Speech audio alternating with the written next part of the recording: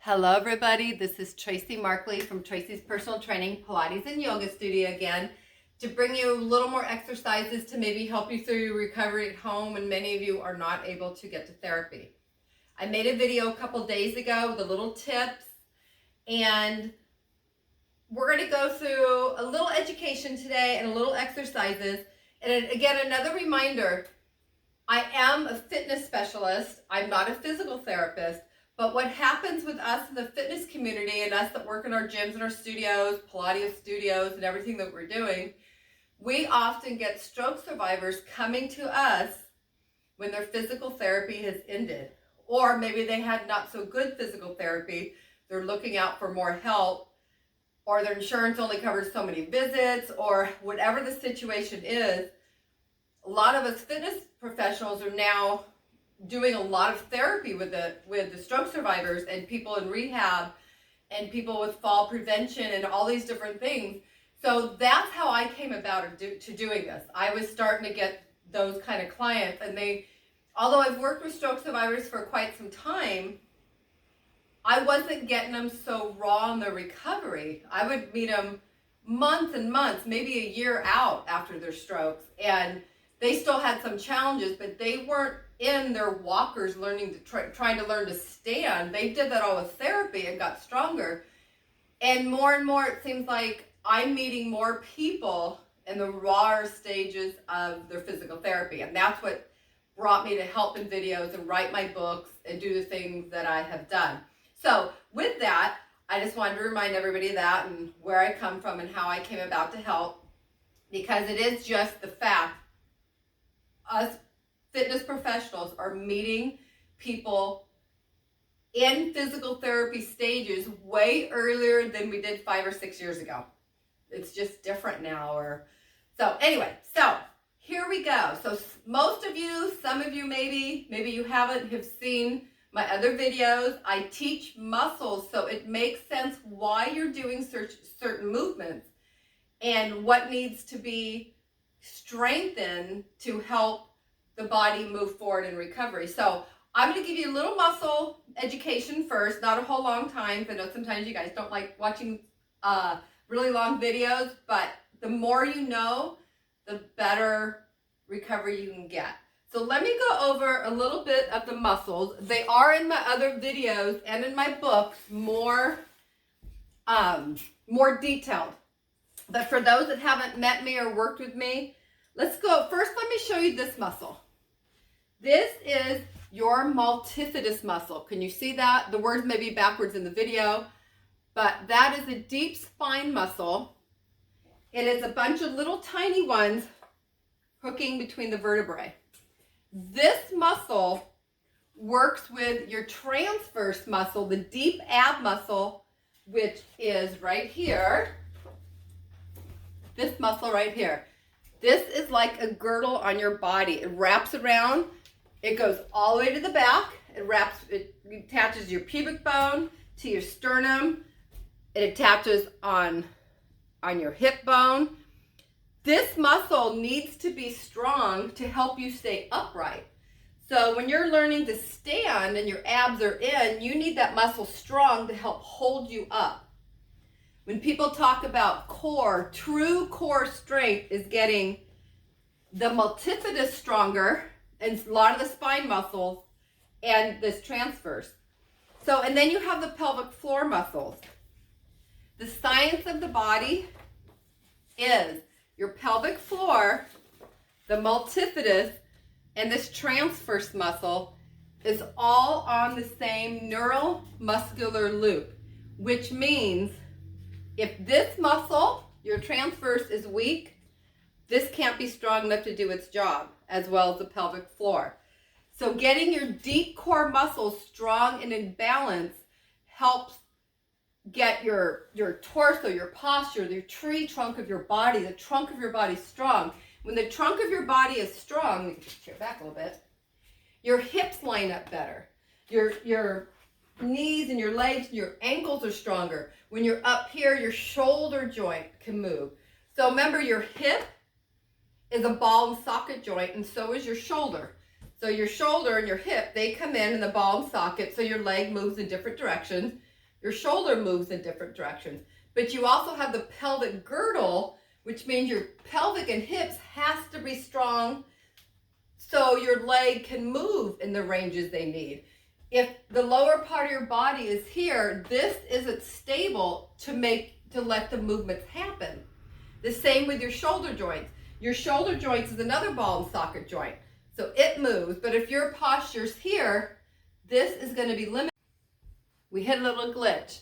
So, as I was saying, this will be limited, any movement you're trying to get back on your arm if your shoulders are here, because that shoulder girdle needs to line up so the ball and socket can move. And if the ball and socket's kind of scrunched over, it limits us high and how much the arm moves. So the last video I made and some other videos, we've talked about the rhomboids in the upper back. So when it comes to the upper body, there's so many muscles that attach at the scapula. The scapula is your shoulder blades, and each time the arm does different movements, the shoulder blades move. The shoulder blades sometimes drop and turn in, they come forward, they come back. So any movement you can get back in those shoulder blades will help the arms. So let me show you a couple exercises again for that. So again, it depends on your stage, how much that arm is effective, where you are in your recovery, because everybody recovers different at different speeds, and everybody's affected differently. Some people come back quicker than the others. Some people are working so hard it's not coming as fast as some other people. It's all individual. So whatever I share in here, use it for what it can do for you. So what you can do, so your shoulder blades, you can just work on, imagine you're squeezing your shoulder blades together, whether your arms are to your sides, or you're holding them out, or you're holding a band with a little more resistance. It is up to where you're at and what you have. So like I shared in the last video, if that one arm, you can't work with it very well, but if your arm that's not affected can help hold it up. Even if you're sitting and your arms are on a table, so if you can put your arms on a table and kind of help guide it back with your shoulder blades, imagine your shoulder blades are just pulling in together. You're activating the rhomboid muscles that run this way between your shoulder blades, and you're squeezing them together and releasing. So think of squeezing them and kind of maybe reaching out. If you can, you may have to work up to that. So you can hold your arm up, squeeze that shoulder blade back, pull out and stretch. Squeeze it back, pull out and stretch. If you have a band, whether you're standing or sitting, because remember some of you guys can't stand very well yet, or you are in a wheelchair, depending on you, you can sit and hold it and do it. You can put your arm on a table.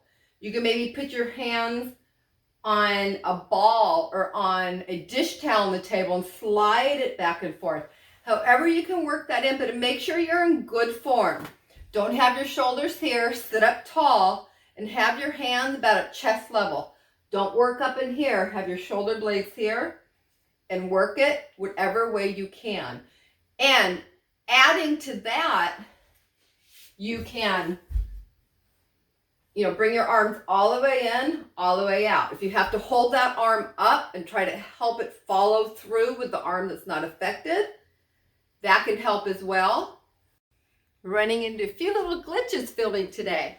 So I may repeat something right now, but so when you're doing the upper back, whether you're standing, you're sitting, you can hook a band up to a pole, a chair. I have weights in my chair so it doesn't fall over. I actually have two 15-pound weights and a couple little ones on there. You can have someone sit in it. You can hook it just wherever you're safe. You want to make sure nothing. So if you're standing and doing it, you want safety first. So anyway, when you get this, or you're holding a ball, or any of the scenarios I just explained, sitting at a table, using your arm, either direction. Now we did a little bit with just squeezing in the rhomboid. Now think of using you're going to work through the traps, the back of the shoulders. Your traps is your trapezius muscle, which is an upper back muscle. It goes from here into here. And your rhomboids, think of pulling your rhomboids together, then follow through. Whoops. And then follow through. And try to be in a position to where you can pull back and extend those arms completely straight. So don't just like stay in here. Flex, extend all the way. Bring it in, extend all the way. Because you want your arms to start using the full extension. And when you have spasticity, that part isn't working right now. Well, it depends if you're toned and you're straight, if you're spastic, however it's working on you. And in time, it will get easier, but the more you can get the resistance to maybe help pull that arm back out when it wants to stay here, that can help you too. I know some people's hands grip tight, some people's hands won't even grip, so it's still up to you. You can take your hand that's non-affected and maybe try to grab this hand to help it grip, so you can kind of try to grab it in here. Whatever way you can make it work. And because the more movement you try to get back in different positions, the more it will help activate. And remember, the nerves come out from up here that work your arms. So there's little tips on your arms. Those are maybe a little more advanced, or you can do other things. I have a couple videos on some arm exercises. So if you have a weight, you can use a water bottle. Whatever works for you. You can, get in some bicep curls. If you're working your affected side, maybe this hand can help.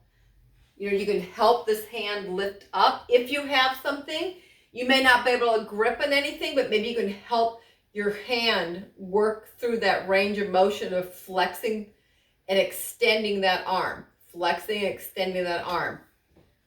However you can make that happen, the more you try to get the movements and the more you're consistent you are with it, the more the brain will make new pathways to that movement and wake up some of the nerves and get back some of the movement. So there's a few tips on the arms and upper body. A few more tips of that. I said it before. When you're doing your therapy, because a lot of you guys have therapy exercises you've been given for your hand, and some people, a lot of times they have you squeeze. It's depending. Remember, some of you guys have really good therapy. Some of you guys had so-so, some not very good. So I'm just adding tips on top of whatever you had to help you at home and help you keep things up. If you're still seeing your therapist, I know a lot of people can't right now because of the virus going around, you still need to do stuff every day at home to help it come back. So if you're working on extending your fingers and your arms, I try to have my clients get in good posture. Don't just kind of sit there and play with your, doing the exercise. Get in good posture. Open yourself up. Try to get that arm full movement if you can. If you're able to stand on a bounce disc, Bosu ball, a pad, these guys are great too if you're not ready for the other thing. A nice balance pad. You can stand on it, works your nervous system a little more, and work on your exercises here. You can hold on if you need something, so you can still work your core and balance as you're working your hand. Remember, your brain needs to learn to multitask again. So if you're able to stand upright, stand close so you can still stay up tall, hold with your hand that's not affected, and do whatever you can in here. Try to lift it, try to do what you can. But if you're doing your hand exercises, don't just stay closed. Don't do little things. Try to complete your movement. Extend all the way out, all the way in. And you may not be able to yet, but work on opening things completely and closing them. Okay, so let's go over a little more about standing. And first, when you're doing these exercises, maybe try to do 3 sets of 10, a couple sets. Maybe one day you go, wow, I can do this like 30 times. It feels good. Go by what you know your body can do and try to connect to it. Feel what it's doing. Connect. Abs in, good core, connect your movement so you can actually feel your brain. Well, not feel your brain. Try to be really focused when you're doing it, because the more focused you are, the more subconsciously movements come back too, if that makes sense. Okay, I went over this other day a little bit. With a band, without a band, with a steady chair. If you're learning to stand up and stand and get your balance, have a chair. And remember, I talked about the heights of chairs too. You want to make sure you're in a good height when you're working with your stuff. So look through my other videos. Look at my books. There's a lot of information in there for you guys. Okay, so like you're learning to stand up and get your balance in. Hold if you need to. Don't hold if you need to. Go your own weight, your own level. But make sure you're not in a chair where your buns and hips are way below your knees. Put a pad on it. Get yourself even, abs in, and help yourself stand up all the way. and then working yourself sitting back down. Complete your movements. Don't just come up and here. Stand up completely. So remember, you have this core muscle. You want to imagine you're putting on a tight pair of jeans and tightening that tummy. Like you're sucking it, get a nice pair of jeans. Don't squeeze the buns when you do it. Remember, if you squeeze your buns, it limits your movement. So stay nice and tall. And then remember, you have the psoas muscle. If you can see this right here, that's your low spine and your hips and the muscle right here. So this is the area right here. When your psoas muscle, it attaches low spine to the front of your leg. It comes through your back, across there, and attaches in here. If you're standing here a lot and sitting all the time, this is short and tight. You will have harder time moving here. You want to stand up and open this muscle up. So if you're working on standing and posture and balance, when you stand up, engage your abs, stand up tall and complete that movement out. Work on coming back down, complete that movement out. If you're able to do your squats, hold this something steady, come back like you're sitting down, complete that out. Get that psoas lengthened and movement because that's really tight in here. And things that are tight in here can affect here and vice versa. But if you want to get yourself walking again, open those muscles up and get that core engaged. We talked a little bit about having a band, holding it tight, stepping side to side, getting your feet in more movement. Abs are in, so basically you're stepping side to side. You can do it holding on to something tight, so you have a little resistance. You can just hold something or hold the wall, work it on your own. Remember where your feet are in space. Try to keep them forward and step, bring it together, step, bring it together. If you're working on your foot's dragging, you're a little unstable in here, force that foot forward. Don't let it hang back here. When you take your step, work on bringing it in. We talked the other day about the thigh muscles right in here that help hold your legs stable. These are the muscles right here. They're underneath your quad muscles. So this is, your hip bone right in here. So right here are the muscles right here. When they're stronger, they bring your legs in and they help your leg from being unstable when you walk and stand. Plus it helps bring back in that drop foot, that turn foot out. And the exercises where you can walk sideways in and out helps it. Squeezing the ball and sitting down, we talked about in the last video, squeezing the ball in between your knees. And when you stand on the BOSU balls and the balance disc, the other day I was on the ball, but here's the disc. When you stand on these things, holding on for safety if you need it, your legs, these muscles have to fire up to hold your leg in from doing that. So there's some tips for today. A little bit repeated from the other day, but I wanted to add a little more for you guys, show you the muscles. I hope this helps you. Remember, try to be consistent and persistent and repeat. Safety first. Engage those abs. And remember, when you're working on your core, don't squeeze your buns. If you squeeze your buns, it's going to limit your movement. You need these to be free for movement. And again, Tracy Markley from Tracy's Personal Training, Pilates and Yoga, author of 4 books, a couple more coming out. Stroke Recovery, What Now? When Physical Therapy Ends and Your Recovery Continues. The Power of Your Spine, how back strength and posture pilots the entire body. The Strokeman Artist, The Journey of a Fitness Trainer and Stroke Survivor. And Tipping Towards Balance, The Fitness Trainer's Guide to Stability and Walking. Each of the books are just quick, to the point. All of them have chapters in anatomy. The spine book is all anatomy because I feel and I know if you understand why you're doing something, what muscles are involved, it's going to help you get further in your recovery. And all of us who exercise, even if we haven't had a stroke, if you understand why you're doing your exercise, what purpose it is, what it will help you do in your everyday life, it makes more sense to why you want to do it. You're not just repeating something because you saw someone told you to do it. If it makes sense and how it flows with the body and it works into your daily activity, that's even better. So I hope this is helping you guys. Again, I know everyone's at different levels. Do what you can. Maybe only certain tips here fall into your recovery right now. If anything can help you guys, try to get through your therapy the best you can at home until this world crisis kind of calms down and gets better so we can all get back to, I can see my clients. I really miss seeing them. I feel so bad I can't be with them right now. And I'm sure your therapists feel the same way. Stay focused, breathe, watch that core, watch your balance. Don't sit sloppy in chairs like this, because if you're sitting like this a lot, when you go to stand and walk, your body's going to want to do that. So watch your posture when you sit, watch your posture when you stand. And I hope you guys get some kind of help out of this that helps you somehow. Have a great day, and I'll keep trying to make videos to help you guys. Okay, see you later.